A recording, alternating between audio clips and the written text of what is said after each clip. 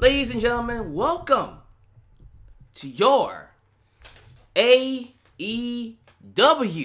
All Elite Wrestling Double or Nothing review. Boys and girls, I gotta say, for me, for the debut, for the premiere of All Elite Wrestling, I didn't see it get any better than that. They said they had to deliver. They said they needed to deliver. The plan was to simply give us a good show. And they gave us more than that. In my opinion, this wrestling fan's opinion, they gave us a great show. 2 thumbs up for All Elite Wrestling. Congratulations. We officially have competition for WWE. And it comes with a few hiccups. It wasn't a perfect show. Production-wise, we had a lot. If AEW can convince CM Punk to come on in. Something we can talk about a little later. One step at a time, though. But, you know, it had its hiccups production-wise. And of course, some minor botches during matches, but hell, you know what? At this point in time, all I really care about is the question, can I watch AEW and feel like I'm not watching a carbon copy of WWE? I'm watching something completely different, and the answer is yes. It is a legitimate alternative. So if you are disgruntled with WWE, if you want something different, if you are looking for something to quench your wrestling fan thirst, All Elite Wrestling is the place for you. And we'll be able to talk about all of that in this review. So, if you like what I have to say and you want more, do yourself a favor. Like the video and subscribe while you are at it. If you want to help expand the brand of your boy, Alyx, man, you can do a couple of things. You can like me on Facebook, follow me on Twitter at AlyxManVX1. You can donate using PayPal, Patreon, or Super Chat. If you would like to email me for business inquiries, do so at justalexsworld@gmail.com. That's justalexsworld@gmail.com. But most importantly, you can buy yourself a Alyx Man t-shirt today at Pro Wrestling Tees. Now, who is here? Who is joining your boy Alyx Man in the live chat? Yes, I am aware that this is a preview cover, but that is okay. Let's see, we got Adam Ritter. Oh.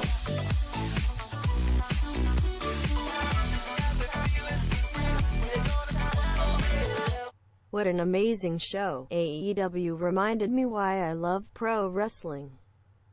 Cody vs. Dustin was match of the night emo. Also, John freaking Moxley is in AEW. Yep. The former Dean Ambrose, now returning to his roots, John Moxley, has come to All Elite Wrestling. What a pickup for the company. We got Raymond Fraud. We got Ajax 25. We got NK. Daniel Gen X. Austin Fan. Man of 1,000. Man of 1,005 holds. Armbar. Love that name. Firestar Heart. King Switchblade. Spinosaurus, the guy who just donated. Exotic Wolf. James H. Chemo. BW Rosa. Adam Ritter. Ultra Shadow 97. Super chats coming in like hotcakes. Vince McMahon to AEW. Psych. AJ Envoy. These super chats sometimes. Damon Buckner, excuse me. Saved by Grace. Punisher 1775. Tony S. Ace the Skylord. Oh, we got some returning subscribers. Aaron Thomas. Ernest. Ravon. That's a new one. Ravon V. TLB the Fly Guy.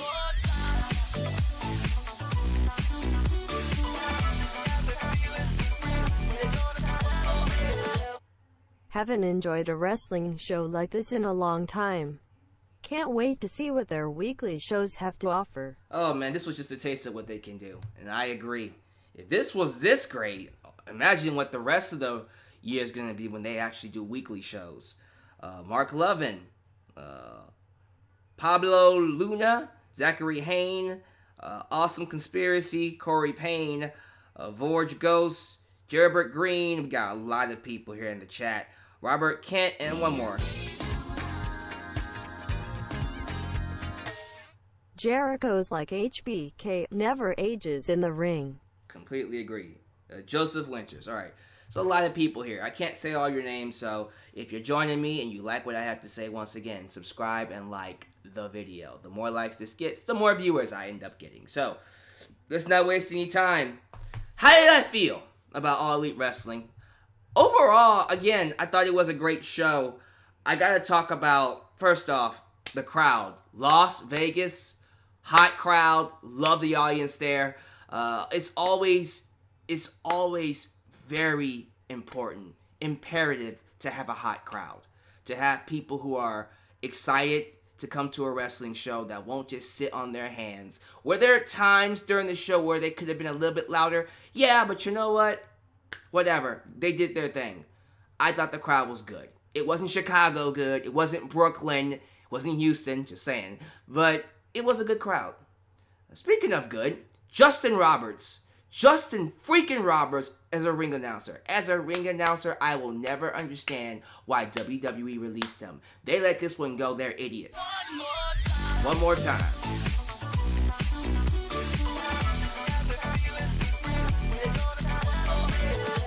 AEW teasing Moxley versus Omega at All Out. That sounds like an excellent match to have, that's for sure. But yeah, why WWE released Justin Roberts, I will never know. I will never understand, because they just gave that one. They gave that golden goose away, and it's ridiculous. It is. But you know what? I'm happy they did, because he is excellent. He is. I won't call him, Howard the Fink. He's not a Howard the Fink kind of voice or a legendary announcer yet. He's not a Michael Buffer. He's his own special kind of announcer. And I love the intricacies he brings to all the names he announces. He's excellent at what he does. Brings a nice, strong energy to the show that is highly needed. Also, commentary. Excalibur, Alyx Marvez. Is that his name? Alyx Marvez? Yes, Alyx Marvez. And of course, good old JR. Can I be honest with you? Jim Ross was fine. Alyx was fine, but I thought Excalibur carried the team. I love Jim Ross. I think for the most part, he did pretty okay. You can tell he had a lot more freedom than he usually did. But Excalibur to me brought the energy. He brought the knowledge. It was clear who knew the wrestlers more. I think Jim Ross, to be fair, he just got there, and he doesn't quite understand or have a full understanding of the wrestlers, the talent they got there. Unless, of course, Chris Jericho, Dustin Rhodes, Cody Rhodes, the people that he's worked with. And I thought his commentary for the Rhodes match was really good, but it would be because he knows them. Everybody else, he doesn't really know them yet. So, yeah, I could criticize that. I could say that's a thumbs down moment for the show that Jim Ross wasn't on his A game, but at the same time, I could let that go because, again, he just got there. He doesn't quite understand the wrestlers yet, and I think as time goes by, he will get better. I do hope he gets better. I want Jim Ross to bring that energy that he used to bring for Monday Night Raw, for, the Attitude Era. I want that Jim Ross back. I understand that it's 20 years later, that he's probably too old for that. You know what? No. He's not too old for that. Jim can still do it. I'm just saying, you're the legend, man. Come on. Excalibur shouldn't be carrying you. Because that's what happened tonight. Excalibur carried the commentary team. But overall, it was a pretty solid commentary team. A lot better than Monday Night Raw. Honestly, it completely eclipsed Raw and SmackDown commentary teams. It's not as good as Mauro Ranallo, Nigel McGuinness, and Beth Phoenix. NXT's commentary team is the best one, probably in the world right now. But so far, Not bad. Hopefully they get better as time goes by. And I think he will. I think Jim Ross will get better. I think when we get back on the road schedule and he starts to get into the stories, it's going to start picking up. Yeah, like those are like the outside things in terms of the show. Attendance I think was about 16,000. They didn't give an official number. The Elite announced it's 20,000, taking a jab at WWE for rounding up their number and making it out to be something that is actually not. But they did say that it can't be 20,000 because the arena only sits 16,000. But I'm gonna assume it's 16,000 because I think they sold it out. But yeah, man, so far so good when it comes to how things looked production wise. A few hiccups. There were some camera angles that were shoddy. There were a couple of times when the wrestlers were making their entrances, the camera was facing the wrong entrance, and I was just like, really? Bro, like, check your cues, man. There were also a couple of times where they were showing replays. They screwed up I don't know what happened, like the replay would cut too soon or start late, and they would have to, redo it. Just a couple of minor things that were just like, okay, that was weird, that was odd. But it's their first pay-per-view. Hiccups are going to happen. Hopefully, things get polished up as we move on. I'm not going to say it hurt the show because I don't think it did. I still think overall it is a great show. I just, have to call that out. That stuff needs to be fixed. If you're going to be your own wrestling promotion and have people pay $50, you got to get that stuff cleaned up. We can let it go for the first pay-per-view, but going forward, if it continues to happen, it is going to start reflecting on you. You don't want to be Bush League. That's got to be crisp. All right, let's get to the pre-show, the buy-in, if you will. Is it fair to say AEW versus WWE or AEW versus NXT? Well, NXT is WWE, so say AEW versus WWE. No matter how you look at it, it's AEW versus WWE. You can say that it's more accurate to go NXT, but nah. It's AEW versus WWE. But the pre-show had that 21-man casino battle royal for a future AEW World Title shot. I like the concept of the casino battle royal. You start off with a certain group of wrestlers assigned to a suit. As you guys know, in cards, there's diamonds, hearts, clubs, and spades. There's a certain amount of wrestlers. I think it's like 7 to a suit. Or no, I don't think it's 7 to a suit. I forgot like how they organized it. I think it was like a certain amount of wrestlers to a certain suit, and then one wrestler who drew the Jack and Joker, not Jack, the Joker card, a random wrestler. And when your suit was announced, you came out. And I thought that was a unique way to do a battle royal. I actually like that. The people in this match, just to name a few, Ace Romero, Brandon Cutler, Billy Gunn, badass Billy Gunn, Brian Pillman Jr. Is it fair to say AEW is already bigger than TNA? Who's TNA? They're off the market now. They're completely off the map. Seriously. I'm pretty sure there are people in TNA just kind of looking at AEW and going, well, it was nice knowing you. I'm going to go ahead and end our agreement here. I'm gone. Like Jordan Grace. Wrestlers like Jordan Grace, who actually never signed a contract with Impact Wrestling, is probably on their way out. And then you got Tessa Blanchard, who's looking at that women's division and going, yeah, I'm on my way. Save me a spot. Just saying. But getting back to the buy-in pre-show, like I said, Ace Romero, Brandon Cutler, Billy Gunn, Brian Pillman Jr., the son of Flying Pillman, of course, Brian Pillman Sr., Dustin Thomas, Glacier, yes, WCW's Glacier, Jimmy Havoc, Sean Spears, a.k.a. Ty Dillinger, the Perfect 10, Joey Janela, Jungle Boy, Luchasaurus from Lucha Underground, One of my favorites from the show, a guy that made a big impression on me, was Maxwell Jacob Friedman, who easily is one of the best heels in wrestling today. He just quickly jumped to the top of my heels list. Private Party, Sunny Kiss, Sunny Days, Tommy Dreamer was a nice surprise. And of course, to me, the highlight of the match, Orange Cassidy. Just the most awesome comedy character I've seen so far. He is awesome. I love it. I love Orange Cassidy. I want to see more of him. And then surprise, Hangman Page was in the match, as we kind of suspected once Pac. I can't get over the fact that he's not Neville anymore. But once Pac got his match canceled against Hangman Page, there was nothing for Hangman Page to do, so they just threw Hangman Page in the Battle Royal. And it was a fun match. Lots of crazy moments. It had a mixture of everything: comedy, hardcore, heels, baby faces, nice surprises. I thought it was nice. I thought it was a nice Battle Royal. Hangman Page was the obvious choice to win. The moment I saw Hangman Page, I went, yeah, he's winning. I would not have been upset if they went with MJF, though. But clearly, Hangman Page was the right choice. So, yes, Hangman Adam Page wins the match, and he will get a future AEW World Title shot. The next pre-show match was Sammy Guevara, who is from Houston, Texas, taking on Kip Sabian.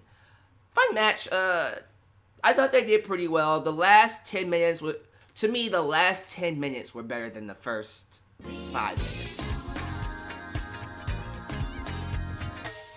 Is it fair to say AEW is the new ECW? I'm not making that comparison. Conceptually, I guess you can say it's the new company that's, making an impact on the business. But honestly, if you're doing a comparison when it comes to, competition with WWE, this is basically the next WCW. $1 billion owner. Just saying. Billionaire running the show. Wrestlers in charge of creative and stuff. More freedom for the wrestlers. That sounds like WCW, right? So if you're going to compare it to any company, I would go with WCW. But yeah, Kip Sabian defeats Sammy Guevara in a pretty solid pre-show match. Nothing really else to say about it. The last 10 minutes were a lot better than the first 5. It got a little clunky there in the middle of it, but I thought they finished strong.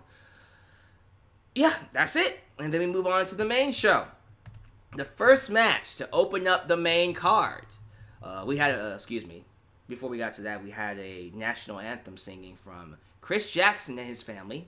The little girl had her little pipes blowing, and that was really cool. But then we get to the first match. SoCal Uncensored. That would be, if I'm not mistaken, Christopher Daniels, Kazarian, and Scorpio Sky taking on Oriental Wrestling Entertainment Strong Hearts. Chinese performers from China. Good match. Very strong opener.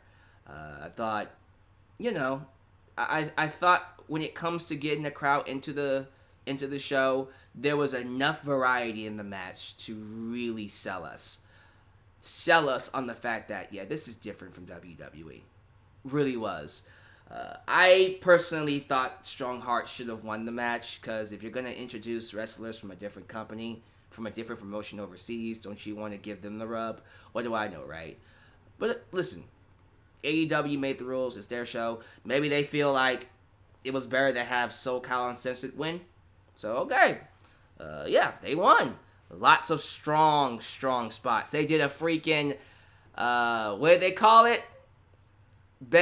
It was a BME, best moonsault ever combination with a tombstone. I think they called it the best Meltzer ever. The best Meltzer driver. It's basically a moonsault into a tombstone. It's pretty cool. That was a nice spot, but I thought it was a good match. I thought it was very fun. So yeah, strong opener. Then we move on to the women's match. So, originally the match was a triple threat. It was Dr. Britt Baker, the significant other of, say it with me, Adam Cole, baby! Nyla Rose and Kylie Ray, aka Bayley, or AEW's version of Bayley. It was a triple threat. But before the bell rung, here comes Brandy Rhodes, the wife of Cody Rhodes, in her wrestling gear. And we're thinking, oh, she's going to enter herself into the match. And we're thinking, all right. She gets on the microphone and says, now, I said this triple threat match would be good.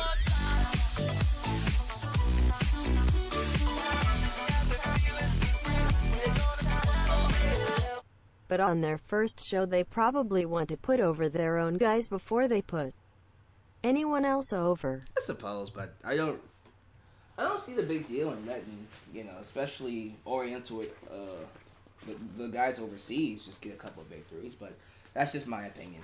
Well, as I was saying, Brandy comes out, and she's talking about making the match awesome, but then as soon as she says awesome, she backs up from the ring, and it only took me like 2 seconds to figure out, did they get Awesome Kong? The music hits. Here comes freaking Awesome Kong, a.k.a. Karma from WWE. These mofos nailed Awesome Kong. That's a big pickup. We're talking about wrestlers that would make WWE quake in their boots. Yeah, that's a big one. Awesome freaking Kong is in AEW. That's awesome. That is great. I personally thought, for me, no offense to the other 3 women, I have no issues with any of them. I actually really, really like Britt Baker.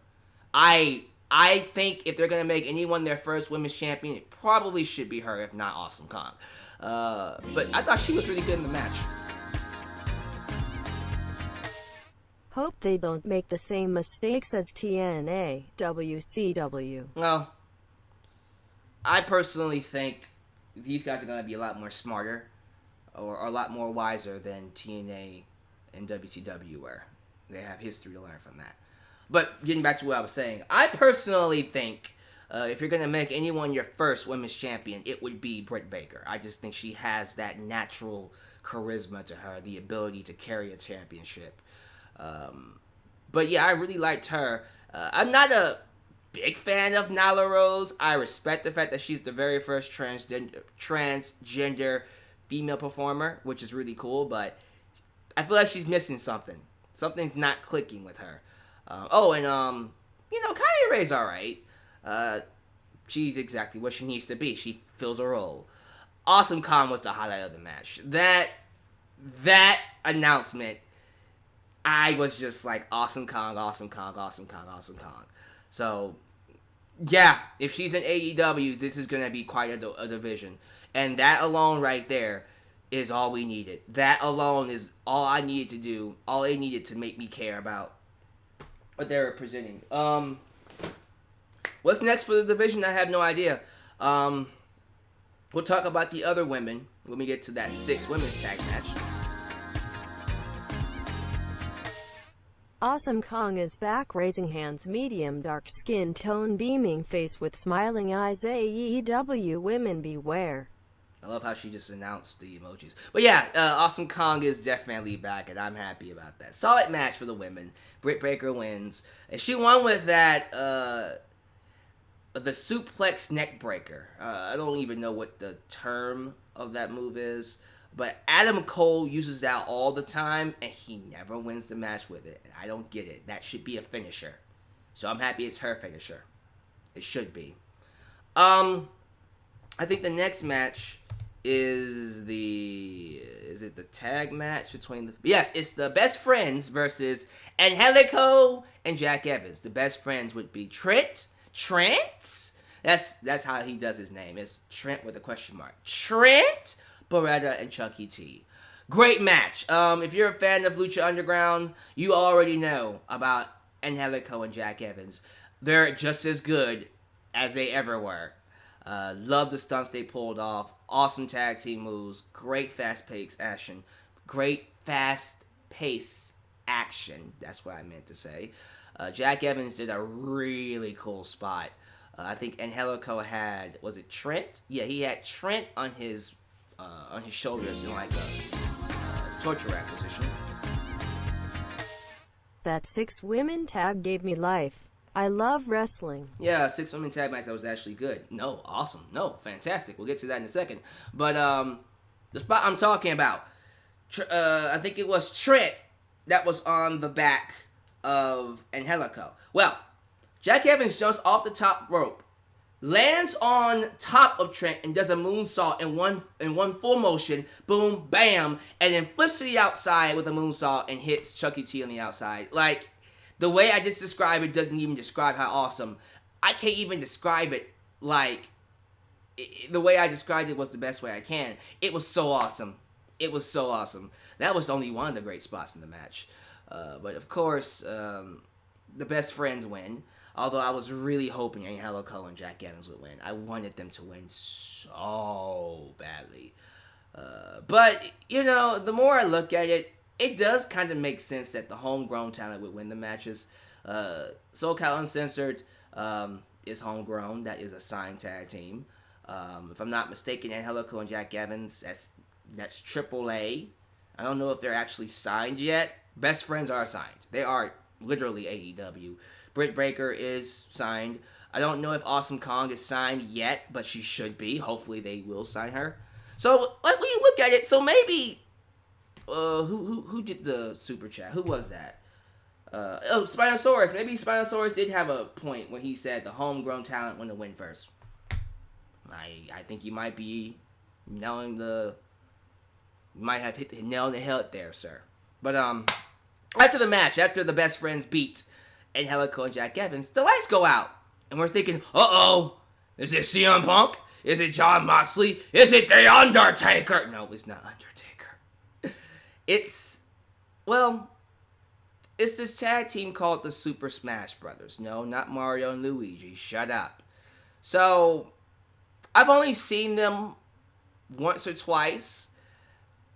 It's like an evil version of the Super Smash Brothers. I think they were once a fun-loving tag team, but now they're like vicious and evil.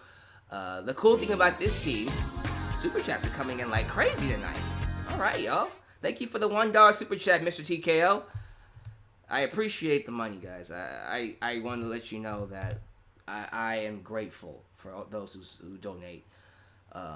But yeah, they bring out a cult of random people wearing, Mario mask, and you just kind of go, okay, yeah, I'm not too sure what to make of that, but yeah, fucking Super Smash Brothers have a cult, and they absolutely destroy the Best Friends and the team of Angelico and Jack Evans.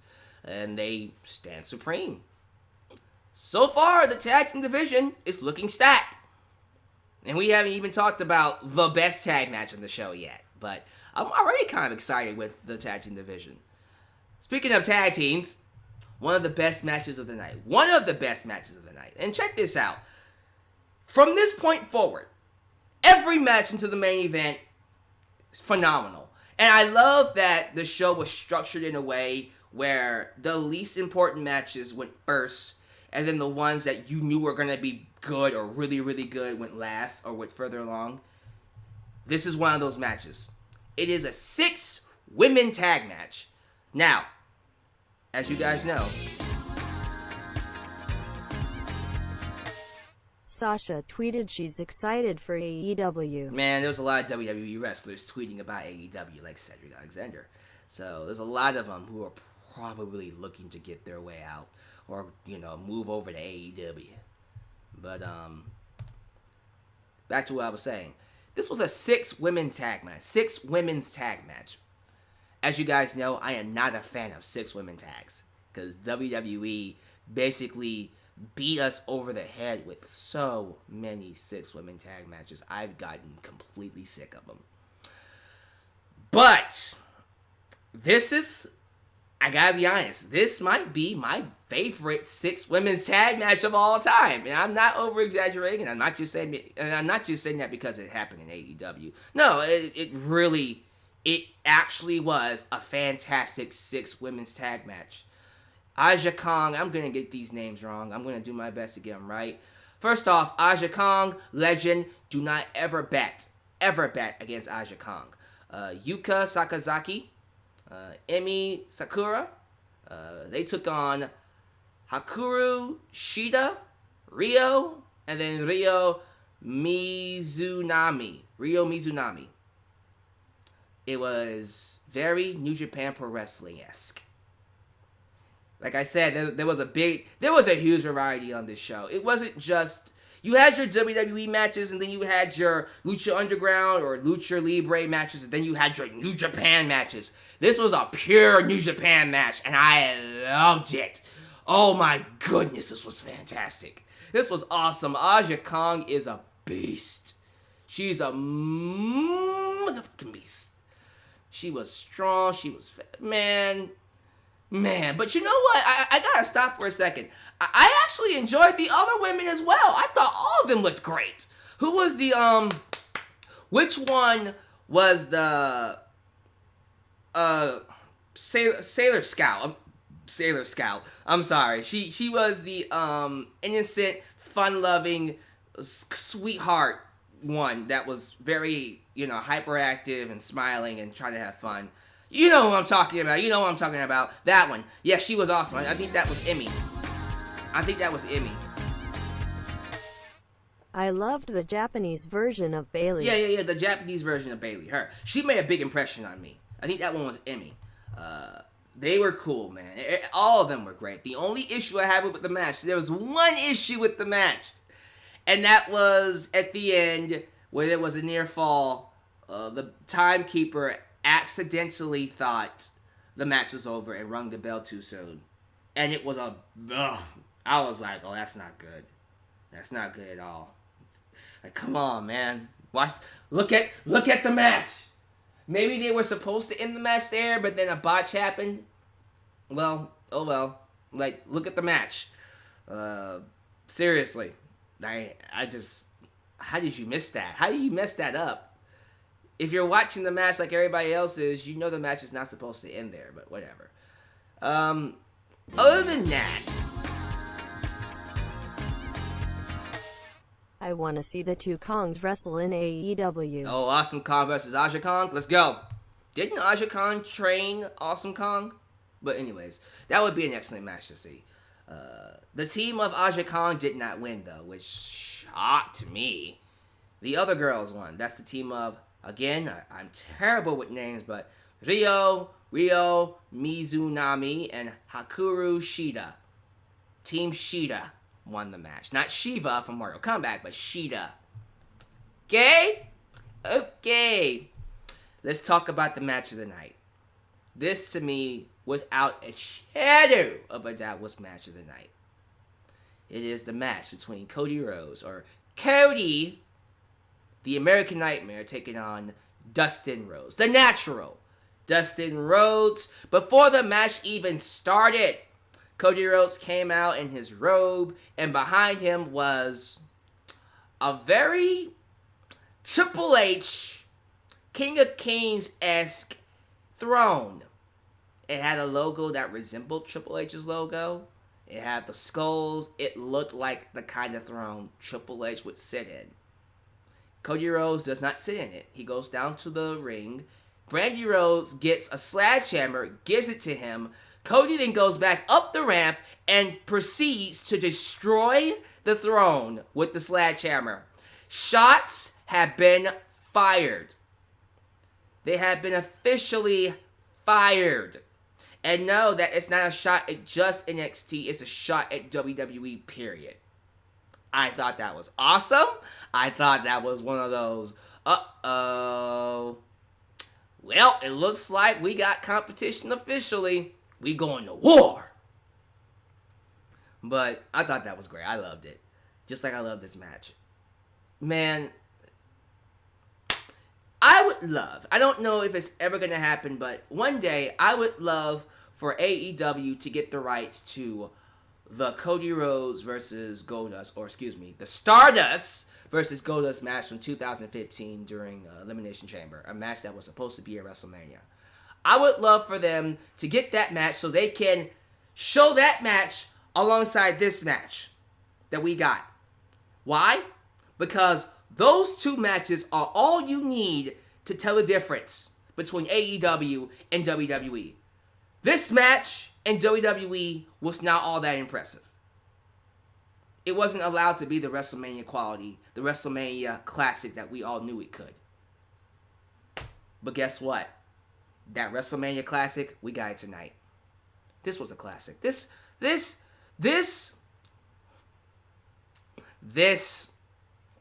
to put it succinct, was a tribute to Dusty Rhodes. This was a love letter to the American dream. Everything about this match was beautiful. We got some blood. There was nice callbacks to, their finishers from WWE, how their styles are similar to each other.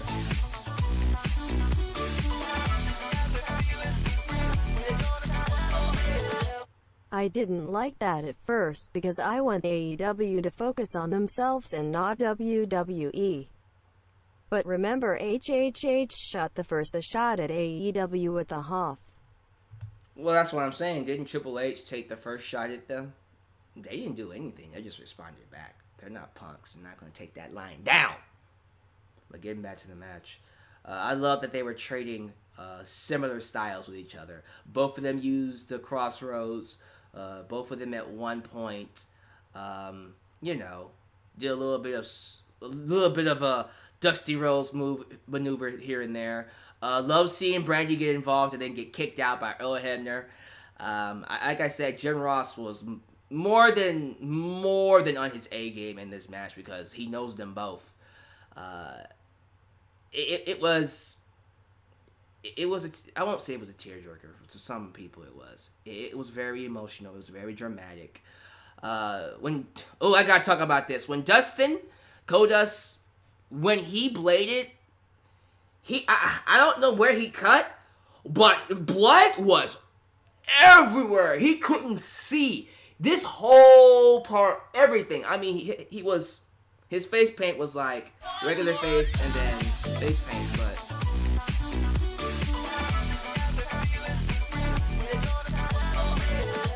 Triple H not gonna take that lying down. Watch NXT TakeOver 25 be so fire. I love it. Hey, let's go. Let's go, NXT. Bring it on next week then. Bring your A game.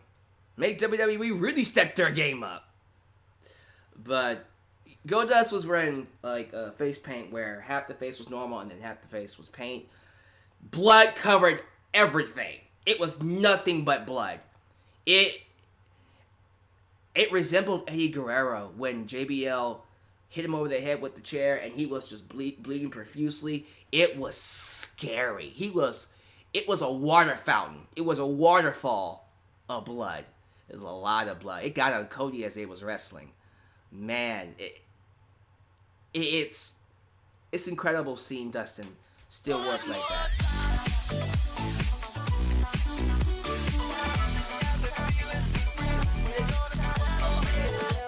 It was a classic emo. Dusty would be proud of the show his boys put on tonight. Oh, for damn sure it was a classic. You want to know why?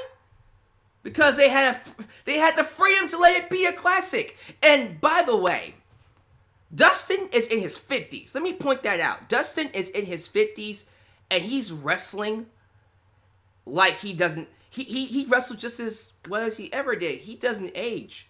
That had to have been. I've seen a lot of amazing matches from Goldust.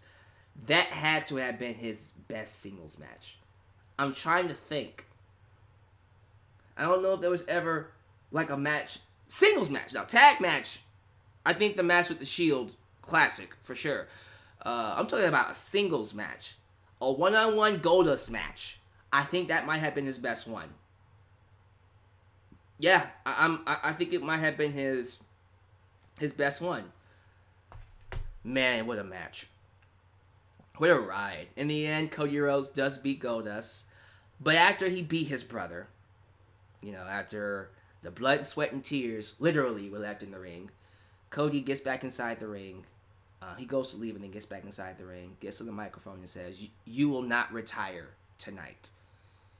Because next month, when we go to our next pay-per-view, you will be helping me fight the Young Bucks in a tag match. Because I don't need a partner. I don't need a friend. I need a brother.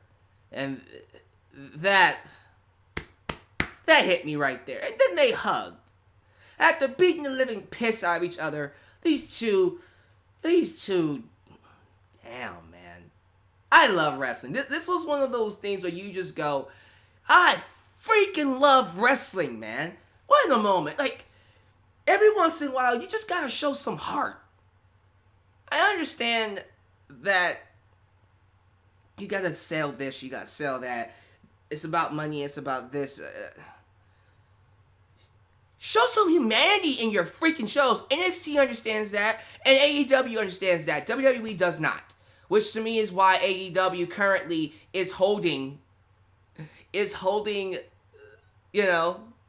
me, in terms of pay-per-views this year, might be holding the best pay-per-view this year. No. NXT, yeah, I still think NXT might still hold the best pay-per-view so far. We'll who's counting? But anyways, classic match for sure. I thought this was definitely the best match these two have had so far, and once again showing WWE this could have been you. This could have been a match that happened at WrestleMania, but your egos got in the way. They told these boys. They talked about this in an interview. Dustin Rhodes and Cody were told their match is not good enough for WrestleMania. And then you watch it here and you go, that was not good enough for WrestleMania? Yeah, someone needs to be fired. Hopefully it wasn't Triple H that said that, because I'm pretty sure he's kicking himself. Match of the night, for sure. And then following that was another amazing match. This one might be considered match of the night for some. I still prefer the Rhodes match, but I'm not going to dispute anybody that thinks this was match of the night. It is the AAA World Tag Team Championship. The Young Bucks versus the Lucha Brothers. Or Matt and Nick Jackson taking on Pentagon Jr. and Rey Fenix, Cero Miedo, and Anymore. I love this match. From the moment the bell rung, I was out of my chair and every spot was, ooh, oh, yo. I forgot what spot it was. There was a lot of crazy spots in there, man. It was sheer pandemonium. It was amazing. It was basically John Wick 3. If you've seen John Wick 3, you know what I'm talking about. Nothing but action. Nothing but action. And it was phenomenal. I loved every single second. And that's the kind of match we need to see a lot more. Those are the matches that are going to make people go, screw WWE. I want to stay and see that. Loved it. I loved that match. I loved every single second of it. Young Bucks win. Again, I personally would have had Pentagon Jr. and Phoenix win, but you want to put over the homegrown talent first? Sure, I suppose. I loved the match, though. I gave it an A+. I thought it was a classic. I thought it was one of the best tag matches this year. For sure. I thought it was phenomenal. Young Bucks win. I'm pretty sure that won't be the only time they have a match, though. I think we got the AEW World Championship presentation after that. Yeah, we did. Bret Hart showed up. Bret the Hitman Hart made an appearance on the show and carrying the new title match. Yeah, he's carrying the main event title match, of course. No, he's carrying the new championship title belt, title design. He gets a standing ovation. He's Bret Hart. Who wouldn't give him a standing ovation? He calls out Adam Page to be a part of the unveiling, of the match, of the championship. And he is interrupted by Maxwell Jacob Friedman. Again, one of my favorite heels in wrestling. MJF calls himself the fastest rising star in the world and insults the crowd to massive boos. He compares Page to a horse with a bum leg that needs his legs, that needs his brains to be blown out, not his legs. But, once the horse can't serve his purpose, he needs his brains to be blown out. I'm going to kick your leg out of your leg. Anyways, it demands that he leaves the ring. That's when he gets attacked. MJF gets attacked by Jungle Boy, man, Jungle Boy, and Jimmy Havoc. Before Bret Hart reveals the new title, and it looks gorgeous. It looks great. It kind of reminds me, as a compliment, of the Undisputed Championship, the WWE Undisputed Belt, which I actually liked. I know a lot of people were just like, I don't know what y'all talking about. I liked the 2002, 2003, 2004 Undisputed Championship. I thought it looked great. That's just my opinion. I've always liked the Undisputed Championship belt. So, kind of reminds me of that. It's always good to see a good belt. And you look at that belt and go, WWE, you're doing it wrong. You know what I'm saying? It's like, it's belts like that. It's stuff like that that makes you go, WWE, it's really not that hard. Why? Like, why do all your belts suck? Why do you suck at your job? Why do you suck at everything? Why? Why, WWE? Why do you suck at everything? Hey Brett, there's a fan. Shut up. I forgot about that. Yeah, MJF during the promo said, "Hey Brett, there's a fan," doing a callback to the Hall of Fame where he got attacked by a fan. I'm like, oh man, he's a douchebag. One of my favorite heels. He really is good at what he does. Alright, main event was Kenny Omega versus Chris Jericho 2. Their first encounter was at Wrestle Kingdom last year. And their first match was awesome. One of my favorite matches of the night. Probably the match of the night last time they fought at Wrestle Kingdom last year. This one was, I gotta be honest with you, it followed 2 awesome 5-star matches. It wasn't gonna be as good. They were put in a very bad spot. They tried, they couldn't follow. They couldn't, and it had Kenny Omega. So, it was a good match. I just felt bad for them because they couldn't follow the previous 2 matches. Still a good match, though. Chris Jericho wins. Oh, wow. That's right. Chris Jericho beat Kenny Omega. And he will now fight Hangman Page at the next pay-per-view or whatever pay-per-view to crown the first ever AEW World Champion. But we weren't done there. Because after the match was done, here comes Jon Moxley. Just walks in from the crowd and attacks both men and the referee. But him and Kenny Omega brawl a little bit. They go all over the arena. And honestly, I thought the brawl was better than the match. I thought the brawl between Jon Moxley and Kenny Omega was a lot better than the main event itself. That was the main event. Very hardcore-esque. And then they go to the stage. They get on top of the chips, the stage setup chips. Jon Moxley does a DDT on the chips and then basically hurls Omega off the chips to a platform below.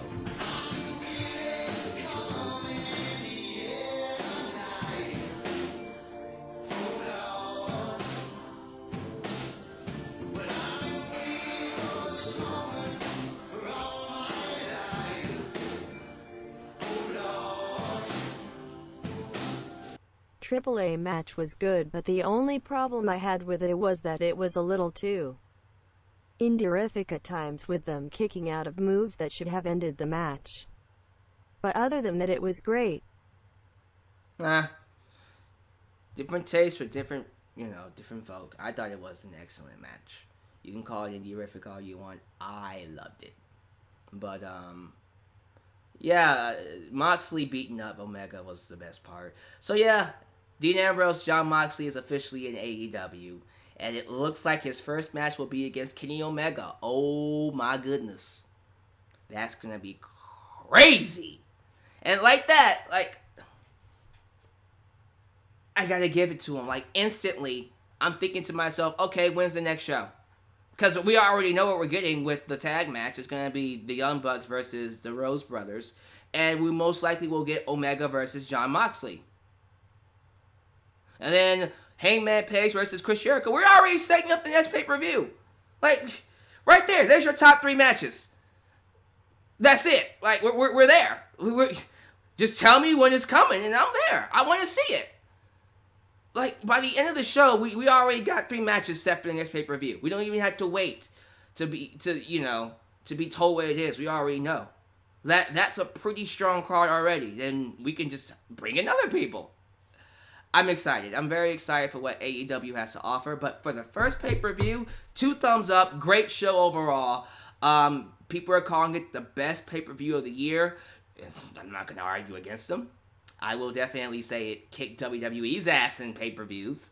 Not a good look, WWE. It isn't a good look already. They're coming in hot. It wasn't a perfect show. There were a couple of production issues that hindered it from being, like, phenomenal. But for what it was, I thought it exceeded expectations. Because, honestly, I was just hoping for a good show. We got a great show. Definitely something you should go out of your way to see. If you are someone who is tired of WWE, you're disgruntled with the way things are going, with the way the business is, and you just want an alternative, this is the show for you. Go out of your way to see it. Trust me, you will love it. But that's just my thoughts. Ladies and gentlemen, give me your thoughts about All Elite's Double or Nothing. How do you feel about the show overall? Let's see here. The next pay-per-view, if I'm not mistaken, is Fight for the Fallen. Yeah, Fight for the Fallen. I don't know when they're doing All Out, which is a sequel to All In. I think that's in August. Yeah, they're going back to Chicago for another All In event. They're calling it All Out. I think that's in August, though. So they'll be competing with SummerSlam. Interesting.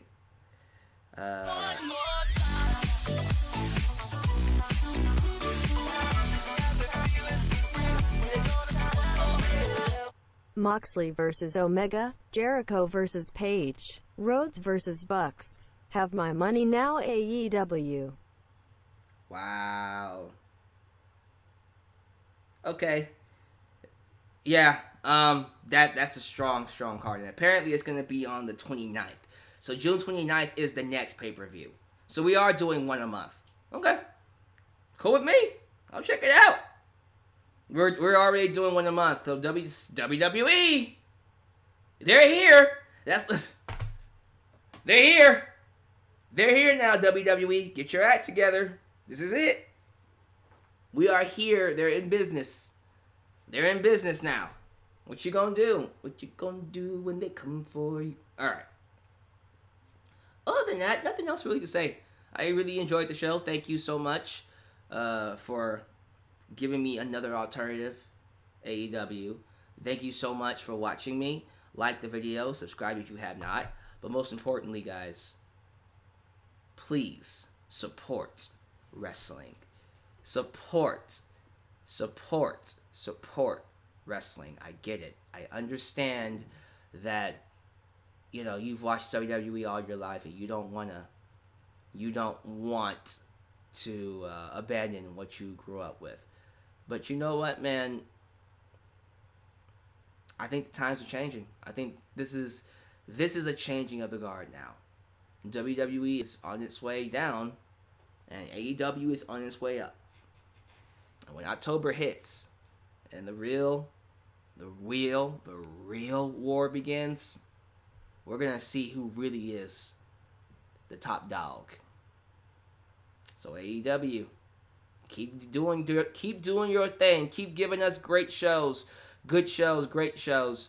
WWE will just continue to take the hits. So thank you for watching. Have a good Saturday night. This is your boy Alyx Man signing off right here in Alyx Man's World. You guys take it easy. Peace out, and I'll catch you here next time.